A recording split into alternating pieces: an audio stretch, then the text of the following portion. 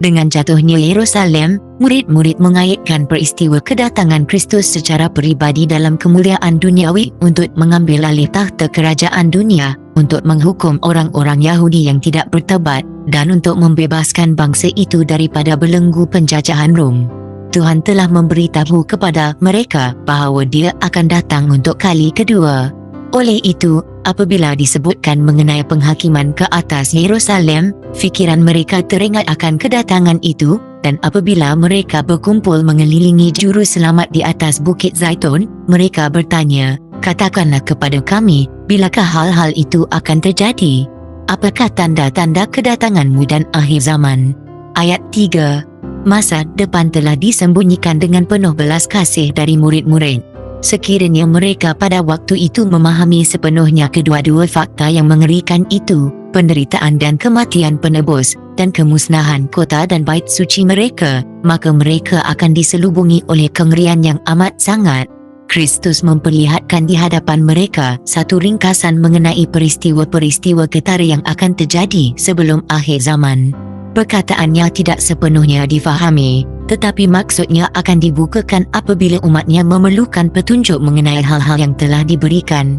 Nubuat yang diungkapkannya mempunyai dua maksud. Sementara ia membayangkan kemusnahan Yerusalem, ia juga menggambarkan kegentaran mengenai zaman akhir yang penting itu.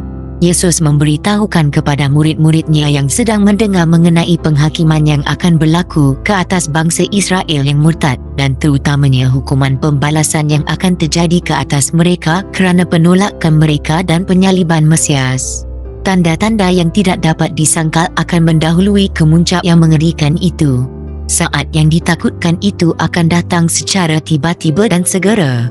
Dan juru selamat memberikan amaran kepada para pengikutnya, "Oleh itu, apabila kamu melihat kekejian yang membawa kebinasaan yang disebut oleh Nabi Daniel di tempat suci, biarlah para pembaca memperhatikan artinya. Ketika itu orang yang di Yudea mesti lari ke pergunungan." Matius 24 ayat 15 dan 16, Lukas 21 ayat 20 dan 21.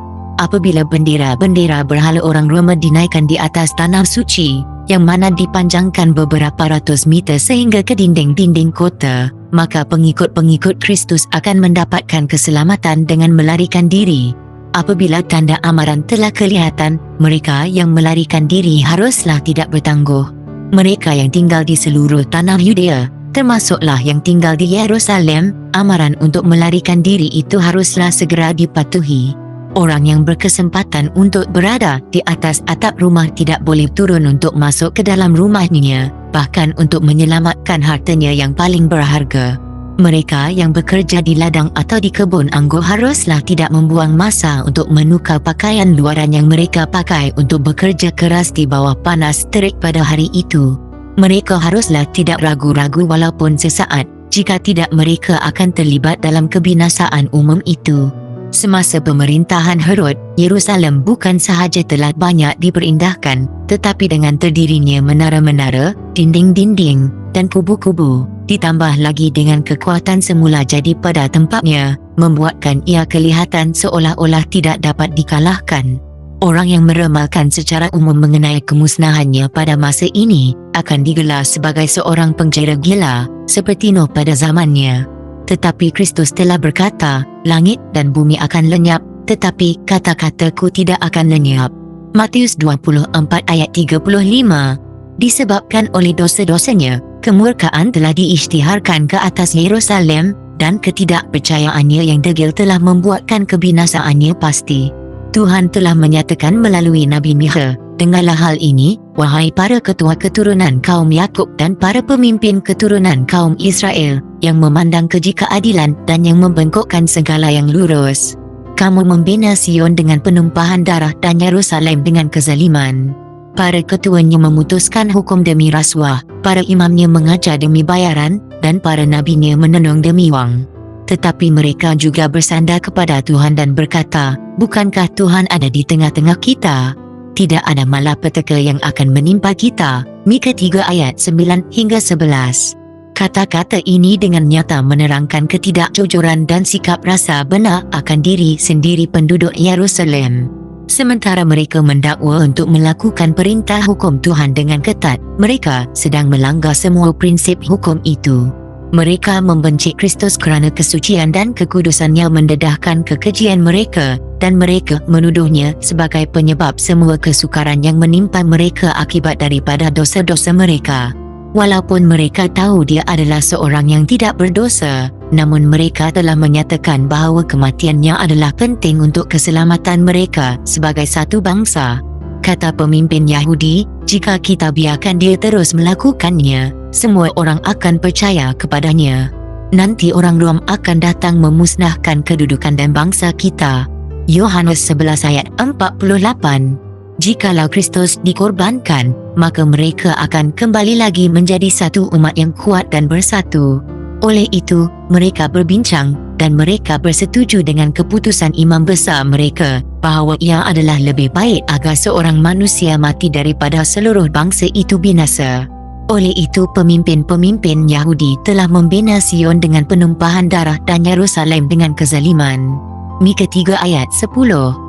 Dan, sementara mereka membunuh juru selamat mereka kerana dia menegur dosa-dosa mereka, begitulah mereka merasakan benar akan diri sendiri sehingga mereka menganggap diri mereka sebagai umat pilihan Tuhan dan mengharapkan Tuhan untuk menyelamatkan mereka daripada musuh-musuh mereka. Nabi itu meneruskan, jadi, kerana kamulah Sion akan dibajak seperti ladang, Yerusalem akan menjadi timbunan puing, dan gunung tempat bait suci akan menjadi bukit berhutan. Ayat 12. Hampir selama 40 tahun selepas kebinasaan Yerusalem telah diumumkan oleh Kristus sendiri bahawa Tuhan menangguh penghakimannya ke atas kota dan bangsa itu. Sungguh menakjubkan panjang sabar Tuhan terhadap para penolak Injilnya dan para pembunuh anaknya. Perumpamaan tentang pohon ara yang tidak berbuah itu melambangkan pengendalian Tuhan terhadap bangsa Yahudi. Perintah telah dikeluarkan, tebangkanlah pokok ini. Apa gunanya terus menghabiskan kesuburan tanah? Lukas 13 ayat 7. Tetapi belas kasihan ilahi telah memberikannya lebih masa lagi. Masih ramai orang Yahudi yang jahil akan sifat perwatakan dan pekerjaan Kristus. Dan anak-anak masih belum menikmati peluang-peluang atau menerima terang yang ditolak oleh ibu bapa mereka. Melalui pemberitaan rasul-rasul dan rakan-rakan mereka, Tuhan akan membuatkan terang itu bersinar ke atas mereka. Mereka akan diizinkan untuk melihat bagaimana nubuat telah digenapi, bukan sahaja pada kelahiran dan kehidupan Kristus, tetapi juga pada kematian dan kebangkitannya. Anak-anak tidak akan dihukum atas dosa-dosa ibu bapa mereka, tetapi apabila mempunyai pengetahuan mengenai semua terang yang telah diberikan kepada ibu bapa mereka, dan anak-anak itu menolak terang tambahan yang diberikan kepada mereka, maka mereka akan mengambil bahagian dalam dosa-dosa ibu bapa mereka dan memenuhi ukuran dalam kekejian mereka. Panjang sabar Tuhan terhadap Yerusalem hanya membuatkan orang-orang Yahudi tetap degil atas ketidaktaubatan mereka. Dalam kebencian dan kekejaman mereka terhadap murid-murid Yesus, mereka menolak tawaran terakhir mengenai kasih kurnia itu. Lalu Tuhan menarik perlindungannya daripada mereka dan kuasa penghalangnya daripada syaitan dan malaikat-malaikatnya, dan bangsa itu dibiarkan untuk dikendalikan oleh pemimpin yang dipilihnya sendiri. Anak-anaknya telah menolak rahmat Kristus, yang mana ia membolehkan mereka untuk menundukkan keinginan-keinginan jahat mereka. Namun sekarang inilah yang menakluki mereka. Syaitan telah membangkitkan kebengisan dan keharahan yang paling hina di dalam jiwa mereka. Manusia tidak lagi menggunakan akal fikiran, mereka telah jauh dari akal fikiran, dikuasai oleh hawa nafsu dan keinginan hati yang buta. Mereka bersifat syaitan dalam kejahatan mereka. Di dalam keluarga dan di dalam negara, baik daripada golongan atas maupun daripada golongan bawah, terdapat kecurigaan, kecemburuan, kebencian, persengketaan, pemberontakan, dan pembunuhan. Tidak ada keselamatan di mana-mana. Sahabat-sahabat dan sanak saudara saling mengkhianati antara satu sama lain. Ibu bapa membunuh anak-anak mereka, dan anak-anak membunuh ibu bapa mereka. Para pemerintah bangsa itu tidak berkuasa untuk memerintah diri mereka sendiri. Nafsu-nafsu yang tidak terkawal membuatkan mereka zalim. Orang-orang Yahudi telah menerima kesaksian palsu untuk menghukum anak Tuhan yang tidak bersalah. Sekarang tuduhan-tuduhan palsu membuatkan hidup mereka berada dalam ketidakpastian.